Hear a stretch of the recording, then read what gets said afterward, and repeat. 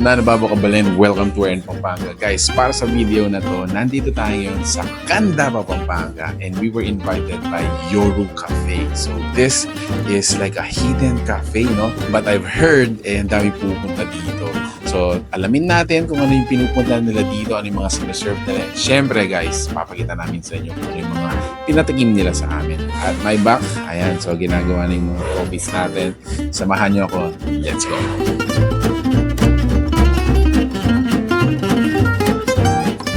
Alright, so ayun guys, coming inside the coffee shop, this is how it looks like. At first glance, no-notice mo talaga kagad guys, napaka-aesthetic ng lugar. So every corner, every wall, every section of the place is actually Instagrammable. Ang daming items na pwede mo talagang picturean. With the seating capacity dito po sa loob, meron siya around 25 seats, 7 to 8 tables dito sa loob. During the evening, maganda rin nag-stay dun sa alfresco nila. So dun sa labas guys, we have around 10 seating capacity siguro. Isa pa sa mga na-notice ko dito guys, napaka-pleasing sa mata ng lugar. No? You have like wood tones, earth tones, and you have live plants na mga bonsai na talagang pwede mong ma-enjoy tignan.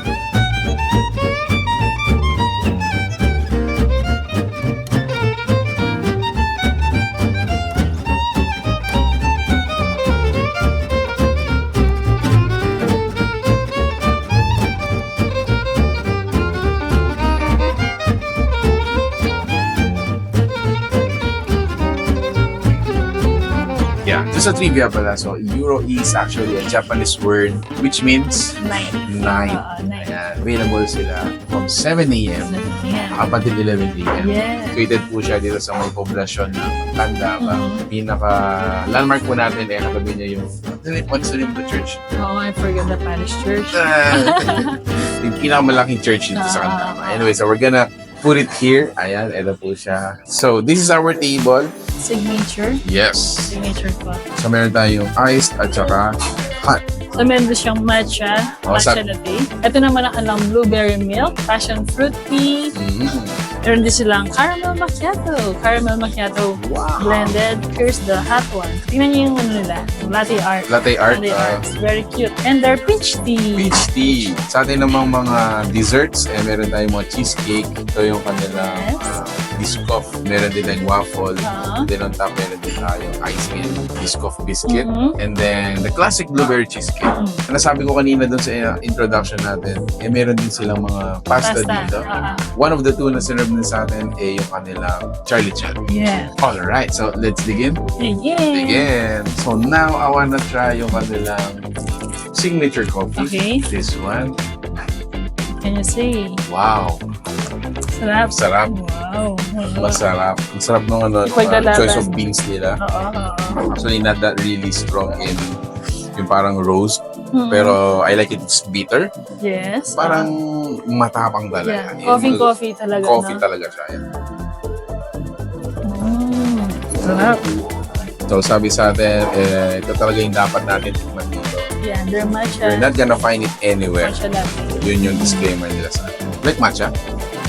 Oh, depende sa matcha. Depende sa matcha.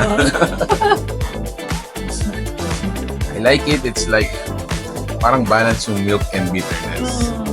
Not too milky na sobrang creamy. Yeah. And then yung matcha naman niya is hindi siya ganun kapait. So I think you're gonna like it. No, hindi siya yung parang medyo grassy na yung amoy. Sige nga. One last one bago bigay ko sa'yo. Di ba? Oo, masarap siya. Sarap siya. First to try, ito guys. Wow. First off, yung appearance niya, if you will notice, sobrang thick.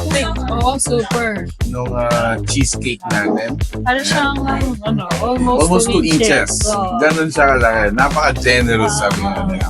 And then para sa akin, yung taste naman ng cream cheese natin, it's not too sour. Hindi siya gaano maalat. For the benefit ng mga viewers natin, magkano ang biscoff? Biscoff cheesecake is only 180. 180. Diba? That's shareable. 180, shareable. So, sabihin natin ng ano yan, ng juices. Which one do you like? The peach or the passion fruit? Peach. fish. I know. Kasi, Yeah. Kasi gusto na yung passion fruit ko. pero alam mo, gusto na yung fish talaga. While you're preparing for that, ito yung kanilang Charlie Chan. Yes, Charlie Chan. Habang nag-shoot kami dito, may nag-order naman. Yes. So, that's why. Take out, no? So, I think ko best-seller nila. I think so. Isa pa, bago ako mag-coffee. Napansin ko, masahog. Masahog siya. You wanna try it? Of course, we know Charlie Chan doon sa original na gano'n, no? So siya, originated, no? Para sa akin, it's close, mga 8 out of 10. 8 out of 10. Okay. Close to the original, parang 8 out of 10. Hindi lang siya passing grade. Yeah, I like it that it's super savory. Yung parang right after ng isang coffee sip, talagang hahanapin mo yung lasa yan. And another thing is, it's a little bit savory and spicy. savory and spicy. Para ganun. Okay, I like it. Sarap. Masarap.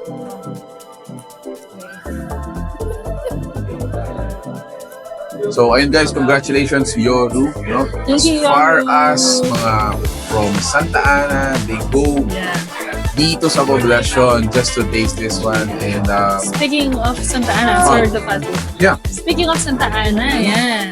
Their second branch will be Santa Ana. So they're gonna be opening their second branch very soon. So watch out sa mga taga Candaba. And at the same time, para maging available na rin yung kanilang order and delivery.